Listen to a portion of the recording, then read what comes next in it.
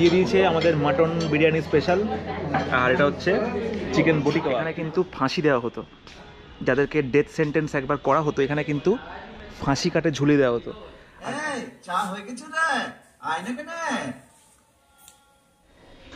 এই দেখুন একটা জেল, কিন্তু এই জেলের মধ্যে আমি কাকে দেখছি?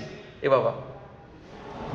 গুড মর্নিং বন্ধুরা, নতুন ব্লগে আপনাদের সবাইকে স্বাগত জানাচ্ছি। বাড়ি থেকে এখন বেরিয়ে পড়েছি, আর আজকের থাম্বনেল দেখে কিন্তু বুঝতে পারছেন যে আমি এখন কোথায় যাচ্ছি। আলাদা করে ইন্ট্রো দেওয়ার কিছু নেই। ট্রামে চড়ে আজকে আমি ঘুরছি কলকাতা শহর, আর এই ভিডিওর মাধ্যম দিয়ে তুলে ধরার চেষ্টা করছি কলকাতার নানান ঐতিহ্য। তো সঙ্গে থাকুন আর দেখতে থাকুন আজকের এই ভিডিওটা।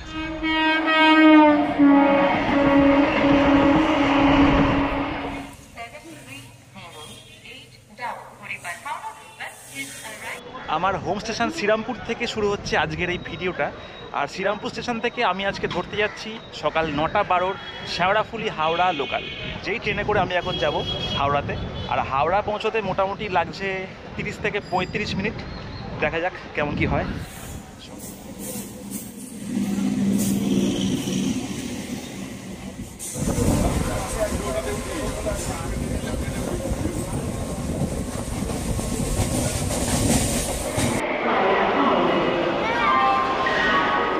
চলে এসেছি আমি এখন হাওড়া স্টেশনে, আর হাওড়া থেকে আমি এখন যাব স্প্ল্যানেড। আমার গন্তব্য কিন্তু স্প্ল্যানেড, আর হাওড়া থেকে আমি স্প্ল্যানেড যাচ্ছি এখন মেট্রোতে। ঠিক আছে, গঙ্গার তলা দিয়ে নতুন মেট্রো, গ্রিন লাইন মেট্রো। আর আপনারা কিন্তু সেই মেট্রোতে হাওড়া স্টেশনের ভেতর দিয়েও কিন্তু যেতে পারেন। চলুন আপনাদের তাহলে দেখাই মেট্রোতে কেমন করে পৌঁছতে হয়। বন্ধুরা চলে এসেছি আমি এখন প্ল্যাটফর্ম নাম্বার 12-তে, আর দাঁড়িয়ে আছে দেখুন শান্তিনিকেতন এক্সপ্রেস। আর আমি এখন যাব প্ল্যাটফর্ম নাম্বার 14-15-তে। 14-15-র পাশ দিয়ে কিন্তু মেট্রোতে যাওয়া যায়। চলুন সঙ্গে থাকুন বন্ধুরা।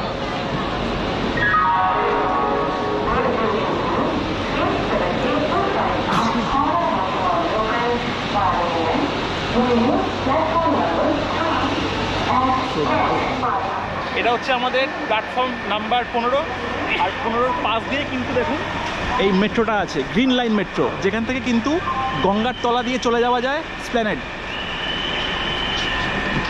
চলুন সঙ্গে থাকুন আর দেখতে থাকুন আজকের এই ভিডিওটা।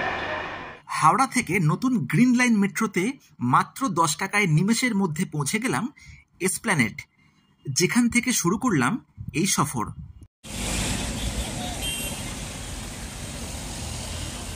গুড মর্নিং বন্ধুরা, চলে এসেছি আমি এখন ধর্মতলা ট্রাম ডিপোতে, আর ট্রামে করে ঘুরতে চলেছি কলকাতা। অনেকবার তো আমরা বাসে এসেছি, মেট্রোতে এসেছি, কিন্তু আজকে আমরা ঘুরতে চলেছি ট্রামে করে। চলুন দেখা যাক আজকের ট্রাম রাইড আমাদের কেমন হয়। আর এই সফরে আমার আজকের সঙ্গী রাহুল দা। এখন 3টে জায়গায় কিন্তু ট্রাম যায়। একটা হচ্ছে বালিগঞ্জ থেকে টালিগঞ্জ, একটা হচ্ছে স্প্ল্যানেড থেকে শ্যামবাজার, আর স্প্ল্যানেড থেকে গড়িয়াহাট। এই দেখুন আসছে স্প্ল্যানেড থেকে গড়িয়াহাটের ট্রাম।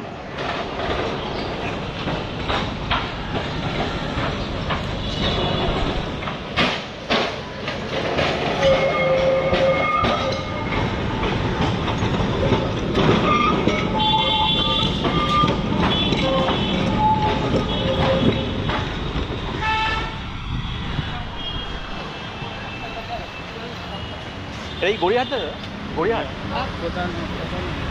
এটা হচ্ছে গড়িয়াহাট যাচ্ছে দেখুন। আর WBTC ট্রাম খুব সুন্দর, পরিষ্কার পরিচ্ছন্ন, সাদা নীল, হ্যাঁ দারুণ লাগছে। আর অনেক বছর পরে কিন্তু ট্রামে উঠছি আমরা দুজন মিলে। এই দেখুন আমরা এখন ট্রামে উঠছি। ওয়াও, আহা হা, সেই নস্টালজিয়া। এই দেখুন বড় বড় ফ্যান, আর সুন্দর। আর একটা দেখুন কোচ আছে যেমন থাকে, এটা হচ্ছে পরের কোচটা। আমরা এখন ফ্রন্ট কোচেই আছি। দেখা যাক আমাদের কেমন জার্নিখানা হয় আজকে। সঙ্গে থাকুন আর দেখতে থাকুন বন্ধুরা। এই ট্রাম নিয়েই রয়েছে বিস্তর ইতিহাস।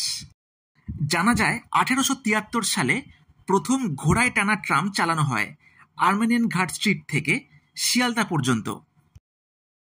এরপর 1902 সালের 27শে মার্চ প্রথম ইলেকট্রিক ট্রামের ট্রায়াল হয় এসপ্ল্যানেড থেকে খিদিরপুর পর্যন্ত।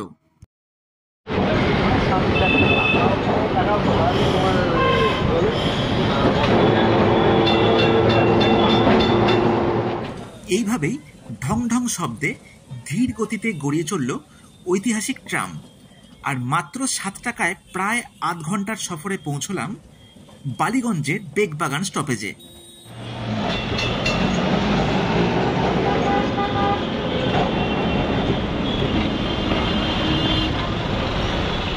ট্রামে করে নেমে পড়েছি বেগবাগান স্টপেজে, আর আমরা এখন ঠান্ডা হতে যাচ্ছি কোয়েস্ট মলে। আমাদের কলকাতার মধ্যে সব থেকে লাক্সারি মল বলতেই পারেন কোয়েস্ট মল। তো যা গরম আছে, তো ঠান্ডা হতে যাই, দেখা যাক কী হয়। রাস্তা ক্রস করে এখন দেখুন চলে যাচ্ছি কোয়েস্ট মলের দিকে, আর সব গাড়ি এখন জামে কিন্তু দাঁড়িয়ে আছে।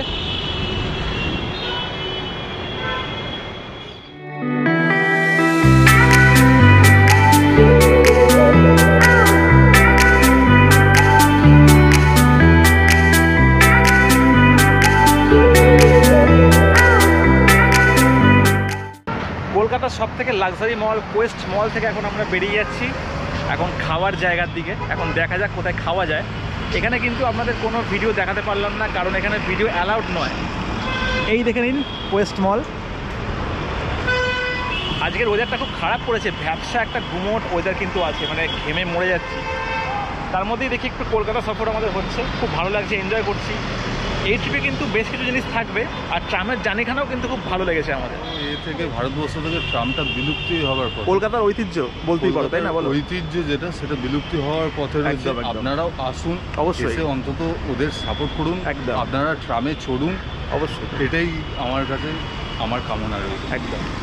আর আমি আজকে দেখলাম যে অনেকে কিন্তু ট্রামে উঠছেন, তো দেখে খুব ভালো লাগলো সেটা। তো আমাদের তো বাস মেট্রো তো আছেই, তার সঙ্গে সঙ্গে কিন্তু ট্রামেও চড়া উচিত। যারা একটু অ্যাডভেঞ্চার বা একটু হাতে একটু সময় নিয়ে বেরোতে পারেন, তারা কিন্তু অবশ্যই আপনারা ট্রামে চড়তেই পারেন, খুব ভালো লাগবে সেটা। নস্টালজিক, সেই ছোটোবেলায় দেখতাম কত ট্রাম চলতো, কিন্তু এখন চড়াই পাখি আর ট্রাম কিন্তু পুরো বিলুপ্ত হয়ে যাচ্ছে।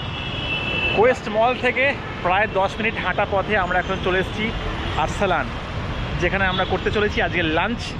দেখুন, এটা হচ্ছে পার্ক সার্কাসের আরসালানের মেন ব্রাঞ্চ।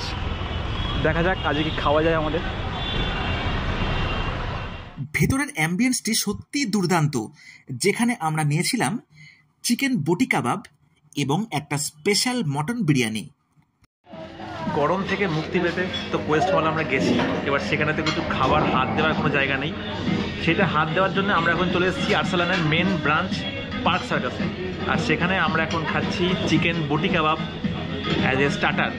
আর এটার দাম পড়ছে হচ্ছে 359 টাকা, 6 পিস থাকে। দেখুন কী সুন্দর সাজিয়েছে, আলি একবার দেখুন। 6 পিস চিকেন বটি কাবাব, এটা হচ্ছে আই লাভ আরসালান। দারুণ কিন্তু জিনিসটা আছে। আর আমরা আর একটা জিনিস অর্ডার দিয়েছি, সেটা হচ্ছে মাটন বিরিয়ানি স্পেশাল। সেটার দাম পড়ছে 550 টাকা। ওটা দুজন কিন্তু আরামসে খাওয়া যেতেই পারে। তো দেখা যাক, কোয়ান্টিটি আসুক, কোয়ালিটি দেখাবো আপনাদের টেস্ট করার পর। প্রতিটা খাবারের টেস্ট কিন্তু দারুণ ছিল, আর সবশেষে মন ভরিয়ে দিল এখানকার ফ্রেশ লাইম সোডা।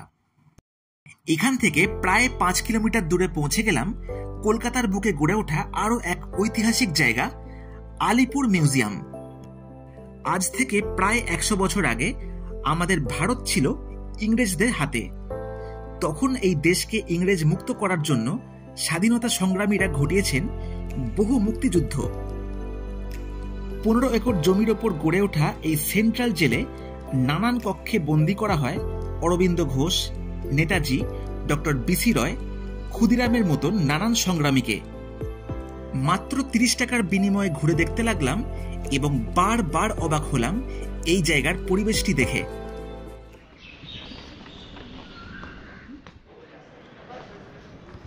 বন্ধুরা, সত্যি এখানে দেখতে গায়ে কাঁটা দিচ্ছে। মানে একটা ঐতিহাসিক জায়গা বলতেই পারেন। এখানে কিন্তু নানান বড় বড় মানুষদের, বিপ্লবীদের কিন্তু রাখা হয়েছিল। কাউকে ফাঁসি দেওয়া হয়, কেউ আর পালিয়ে যায়। বড় বড় মানুষরা কিন্তু এখানে জেল খেটেছিল আমাদের দেশের জন্যে, দেশকে রক্ষা করার জন্যে। দেখুন চিত্তরঞ্জন দাস, তার এখানে কোনো ভেতরে নেই কিছু স্কাল্পচার, তাকে এখানে দেখতে পাওয়া যাবে বাইরে। দেখুন চিত্তরঞ্জন দাস। আর তেমনই দেখুন নেতাজি সুভাষচন্দ্র বসু এখানে দেখুন রাখা আছে। এটা কিন্তু অনেক সময় নিয়ে ঘুরতে হবে। আর এখানে কিন্তু লাইট অ্যান্ড সাউন্ড শো হয়, তার টিকিট কিন্তু আলাদা, 100 টাকা করে পার হেড। আর মিউজিয়াম চার্জ কিন্তু 30 টাকা করে পার হেড। আর লাইট অ্যান্ড সাউন্ড কিন্তু প্রত্যেক দিন 6টা 30 থেকে, মানে বিকেল 6টা 30 থেকে আরম্ভ হয়। মোটামুটি 1 ঘন্টা হয়তো হয় লাইট অ্যান্ড সাউন্ড শোটা। আমরা আজকে লাইট অ্যান্ড শোটা দেখছি না, আমরা পুরো মিউজিয়ামটা কভার করতেই কিন্তু সময় লাগবে অনেকটাই। আমরা ঘুরে কিন্তু আবার দেখবো যে আমাদের পরের ডেস্টিনেশন কী হয়। এখানে ঘুরতে ঘুরতে বন্ধুরা আমি এখন চলে এসেছি সবথেকে ভয়ঙ্কর রুমে। ভয়ঙ্কর রুমটার নাম হচ্ছে অটোপসি রুম। এখানে দেখুন আছে ফাঁসির মঞ্চ। এখানে কিন্তু ফাঁসি দেওয়া হতো, যাদেরকে ডেথ সেন্টেন্স একবার করা হতো এখানে কিন্তু ফাঁসি কাটে ঝুলিয়ে দেওয়া হতো। আর ফাঁসি দেওয়ার পর যখন তারা মারা যেত তখন কিন্তু এই রুমটার মধ্যে এই বডিগুলোকে ঢোকানো হতো। এই রুমটার নাম হচ্ছে অটোপসি রুম।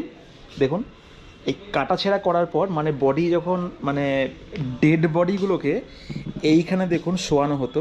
শোয়ার পর কিন্তু পোস্টমর্টেম বা কাটাছেঁড়া করার পর এবার এই বডিগুলোকে যখন কাটাছেঁড়া করতো তখন কিন্তু এখান দিয়ে দেখুন ব্লাডগুলো সব ড্রেনেজ হয়ে বাইরে বেরিয়ে আসতো।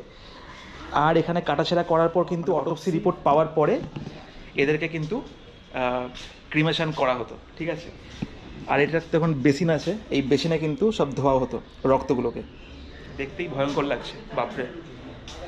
আর এখানটা দেখুন ইনফরমেশান পাওয়ার জন্য কিউআর কোড কিন্তু আছে, আপনারা কিন্তু গুগলে স্ক্যান করে ইনফরমেশান জানতেই পারেন। এই দেখুন। এরপর এসে পড়লাম আরও একটি রুমের সামনে, যেখানে বোঝানো হয়েছে জেলের কয়েদিদের জীবন ধারণ। চা হয়ে গেছে রে, আয় না কেন? এই চা হয়ে গেছে রে, আয় না কেন? এখানকার দেওয়ালে কান পাতলে শোনা যায় বহু মানুষের আর্তচিৎকার, যার অনুভূতিতে স্পর্শকাতর মানুষরা কিন্তু দুর্বল অবশ্যই হবেন। এইভাবেই প্রায় 1 ঘন্টার ওপর ঘুরে দেখলাম আলিপুর জেল মিউজিয়াম, যেখানে জড়িয়ে আছে বহু সেন্টিমেন্ট।